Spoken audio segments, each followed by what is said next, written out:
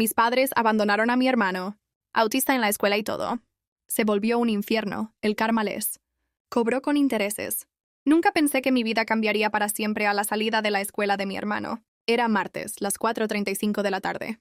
Yo había salido temprano del trabajo, como siempre que podía, para recoger a Elías, mi hermano menor que tiene autismo. Mis padres, los genios responsables de haberlo traído al mundo, ya llevaban meses diciendo que estaban agotados, que necesitaban una vida normal. No los tomé en serio. Hasta ese día. Llegué a la escuela y la directora me esperaba en la entrada. Me miró como si yo ya supiera algo terrible. Tus padres no vinieron. Y dijeron que no volverán.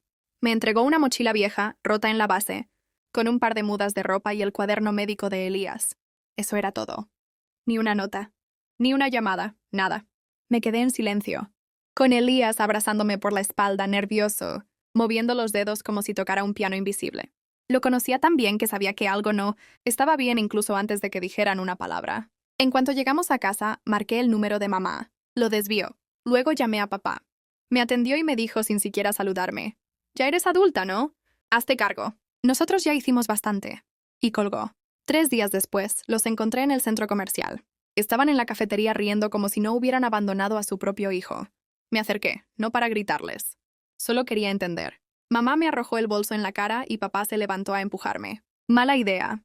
La policía estaba a unos metros y lo vieron todo. Mamá fue arrestada por agresión y papá por alteración del orden y resistencia. Y aún no sabían que eso era solo el comienzo. Pensé que después del arresto, mis padres entenderían la gravedad de lo que habían hecho. Pero no. Desde la celda, mamá tuvo la cara dura de llamarme y decirme que era mi culpa por armar un escándalo público. Ni una disculpa, ni una pregunta por Elías, nada. Pasaron los días y empecé a entender lo que implicaba realmente hacerme cargo de mi hermano. Las rutinas, las crisis, las noches sin dormir. Él no entendía por qué papá y mamá no estaban. Solo repetía, «mamá», como un eco triste que me rompía el alma. Yo le inventaba cuentos, le decía que estaban de viaje, que volverían pronto. Mentía, para protegerlo. Mientras tanto, la situación de mis padres empeoraba. El video del incidente en el centro comercial se viralizó, no solo por el arresto, sino porque alguien, una señora mayor que estaba en la fila, grabó toda la conversación. Se escucha claramente a mamá decir: «Nos libramos del problema. Que ella lo críe si tanto lo quiere». El internet estalló. Las redes los destruyeron. Padres basura, monstruos sin alma, que no los dejen salir jamás. Al principio pensé que ese sería su castigo, la humillación pública. Pero el karma tenía otros planes.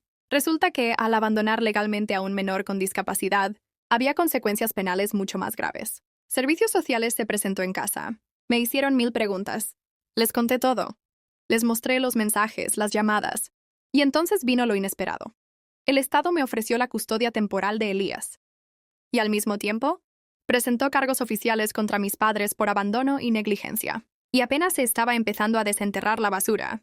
Los cargos contra mis padres no tardaron en llegar a los noticieros locales. Abandono de menor, negligencia agravada por discapacidad, agresión en espacio público. Lo que antes eran solo comentarios en redes, ahora eran titulares con nombres, apellidos y fotos. Se convirtieron en el símbolo de todo lo que está mal con ciertos padres modernos. Pero lo peor no era eso.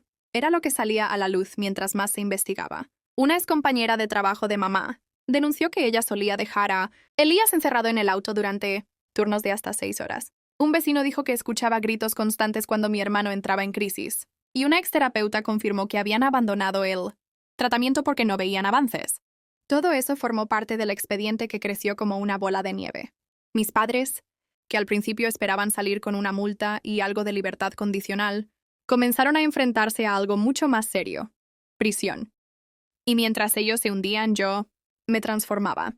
Al principio fue por obligación, lo admito. Cuidar de Elías me pareció una carga, una injusticia, pero empecé a conocerlo de verdad. Descubrí que le encantaban los mapas, que podía memorizar líneas de metro de diferentes ciudades, que entendía las emociones de forma distinta pero profundamente. No era un peso. Era mi hermano, y por primera vez era libre de ser él mismo. Un día, mientras pintábamos juntos, me tomó de la mano y dijo: «Gracias por no dejarme». Yo solo asentí, porque si hablaba me quebraba. En paralelo, el abogado público de mis padres trató de negociar, pero el fiscal no cedía. Y faltaba la audiencia más importante, la que decidiría si perdían todos los derechos parentales. La audiencia por la pérdida de la patria potestad fue cruda. Se celebró en una sala pequeña, con ventanas cubiertas y un juez que parecía llevar años sin pestañear. Yo estuve ahí, con Elías dibujando en su cuaderno a mi lado. Mis padres entraron esposados. Mamá me lanzó una mirada de odio puro, como si yo les hubiera arruinado la vida. Papá ni siquiera me miró. El juez escuchó a todos, trabajadores sociales, psicólogos, vecinos. Yo también testifiqué. No hablé con rabia, solo con verdad. Conté cómo mi hermano se orinaba encima cuando lo dejaban solo por horas. Cómo temblaba al escuchar la voz de mamá gritando su nombre. Cómo sus crisis eran tratadas con gritos en vez de abrazos. Y luego hablé de cómo, desde que vivía conmigo, dormía mejor. Se reía más. Empezaba a confiar. El juez no dudó. En su dictamen dijo que renunciar a la responsabilidad parental no es un derecho, y menos cuando el abandono pone en riesgo la integridad de un menor vulnerable. Les quitó la patria potestad. De forma definitiva, a ambos. Mamá lloró por primera vez. No por haber perdido a su hijo, sino porque ya no tenía a dónde ir. Papá trató de protestar, pero fue retirado de la sala. Salieron con la misma furia con la que habían salido de nuestras vidas. Solo que ahora el mundo ya no les aplaudía sus excusas.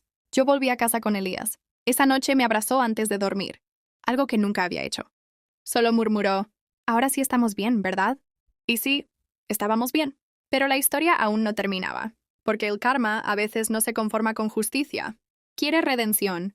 Y ellos aún no habían tocado fondo. Un mes después del juicio recibí una carta. No tenía remitente, pero reconocí la letra apenas la vi. Era de mamá. Pensé en romperla sin abrirla, pero algo me detuvo. Dentro 3 hojas escritas con torpeza, con tachones, como si cada palabra le costara una pelea interna. Decía que la cárcel no era lo que esperaba, que nadie allí respetaba a una madre que abandona a su hijo, que la juzgaban incluso otras presas. Contó que había sido agredida más de una vez, que no dormía bien, que la llamaban monstruo. En algún momento del texto la arrogancia habitual se quebró. Admitió por primera vez que no entendía a Elías, que había sentido vergüenza por tener un hijo diferente, y que en lugar de aprender decidió huir. No merezco perdón, escribió, pero a veces me pregunto si aún sueña conmigo. Esa última línea me atravesó, porque sí, Elías aún soñaba con ella. A veces gritaba su nombre dormido, a veces despertaba llorando. Papá también intentó comunicarse, pero fue más directo. Me llamó desde el penal con voz seca. No tengo nada que decirte, solo gracias por no abandonarlo tú también. Colgó sin esperar respuesta. Yo no respondí a ninguno, no por odio, sino porque ya no era mi responsabilidad sanar sus heridas. Ellos tomaron decisiones. Yo también. Solo que las mías nacieron del amor que ellos nunca supieron tener. Elías y yo empezamos una nueva rutina. Escuela especial, terapias, tardes de juegos. Incluso hicimos un viaje corto a la playa. Era su primera vez. Tocó el agua con miedo, pero cuando la ola le acarició los pies, se rió. Una risa tan pura que pensé, esto vale más que todo el pasado. Y entonces llegó la noticia que lo cambiaría todo. Mamá había intentado quitarse la vida en prisión. La noticia me llegó por una trabajadora social. Su voz era serena, casi entrenada para este tipo de conversaciones, pero igual me costó procesarla. Tu madre está viva, pero en estado crítico. Fue trasladada al hospital penitenciario. Intentó cortarse las venas con un pedazo de lata. Me quedé en silencio. No por tristeza, sino por la avalancha de pensamientos que esa frase desató. Elías estaba en su habitación, tarareando una canción que había inventado. No entendía lo que pasaba y no pensaba explicárselo aún. No podía cargarlo con la sombra de una madre que solo dejaba cicatrices. Durante días, las autoridades insistieron en que fuera a verla. Decían que como hija directa, podían hacerme firmar algunos documentos, que sería bueno para el cierre emocional. Lo pensé, una y otra vez, y al final fui. El hospital penitenciario era un lugar gris, pero no por las paredes, sino por las miradas de quienes lo habitaban. Entré a la sala. Mamá estaba entubada, pálida, irreconocible. En su muñeca aún se veía la venda improvisada. No abrió los ojos, ni se movió, pero ahí estaba. Me senté a su lado y por primera vez en años no sentí rabia. Sentí lástima. No por ella como madre, sino por la mujer rota que se había ahogado en su propia incapacidad de amar. Le hablé, aunque no podía escucharme. Le dije que Elías estaba bien, que reía, que dormía tranquilo, que tenía dibujos por toda la casa y una vida por fin suya. Y antes de irme, le susurré algo que nunca pensé que diría. No te odio, pero tampoco te necesito. Salí de esa sala más liviana. Y en casa, Elías me esperaba con una sonrisa y un dibujo en la mano. Éramos él y yo, tomados de la mano, debajo de un sol enorme. El tiempo pasó. Mamá sobrevivió, pero no volvió a intentar comunicarse. Fue trasladada a otra unidad con seguimiento psicológico, y según su informe clínico, se mantenía en silencio casi todo el día. Papá seguía cumpliendo su condena, sin incidentes, sin cartas, sin disculpas. Se volvieron ecos lejanos. Nombres que alguna vez representaron algo, pero que ya no tenían peso real en nuestras vidas. Yo obtuve oficialmente la custodia permanente de Elías 6 meses después. Fue un proceso largo, con evaluaciones, entrevistas, visitas sorpresa. Cada vez que entraban a casa encontraban a un niño estable, amado, contenido, y a una hermana dispuesta a darlo todo. Mi vida cambió por completo. Dejé mi trabajo de oficina para dedicarme a tiempo completo a él. Vivimos con lo justo, pero nunca nos falta lo esencial. Aprendí a ser su intérprete, su defensora, su refugio, y en ese proceso descubrí partes de mí que ni sabía que existían. A veces me preguntan si no me pesa haber perdido a mis padres. Siempre respondo lo mismo, yo no los perdí. Ellos me perdieron a mí, y a Elías. Ellos eligieron rendirse. Nosotros resistir. Hoy Elías va a una escuela especializada que lo adora. Tiene amigos, tiene estructura, tiene futuro. Y yo tengo paz.